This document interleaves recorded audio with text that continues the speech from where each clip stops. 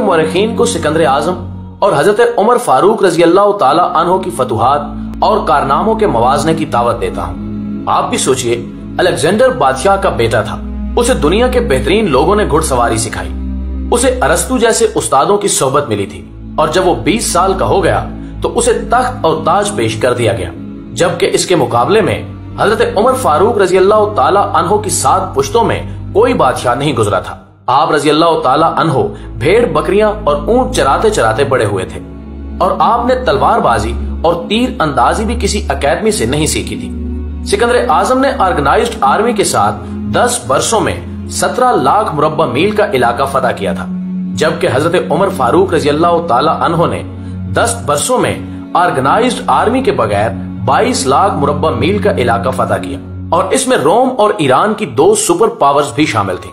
آج کے satellite, missile اور آبدوزوں کے دور میں بھی دنیا کے کسی حکمران کے پاس اتنی بڑی سلطنت نہیں جو حضرت عمر فاروق رضی اللہ تعالی عنہ نے نہ صرف گھوڑوں کی پیٹھ پر بیٹھ کر فتح کرائی تھی،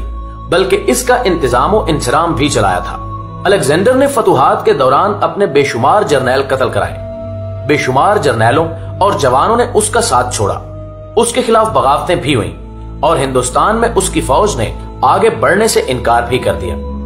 لیکن حضرت عمر فاروق رضی اللہ تعالی عنہ کے کسی ساتھی کو ان کے حکم سے سرتابی کی جرات نہ ہوئی۔ وہ ایسے کمانڈر تھے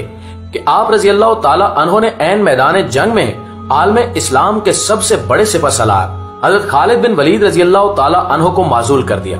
اور کسی کو یہ حکم ٹالنے کی جرات نہ ہوئی۔ آپ نے حضرت سعد بن ابی وقاص رضی اللہ تعالی عنہ کو کوفے کی گورنری سے ہٹا دیا۔ آپ نے حضرت حارث بن کعب رضی اللہ تعالی عنہ سے گورنری واپس لے لی۔ آپ نے حضرت عمر بن عاص رضی اللہ تعالی عنہ کا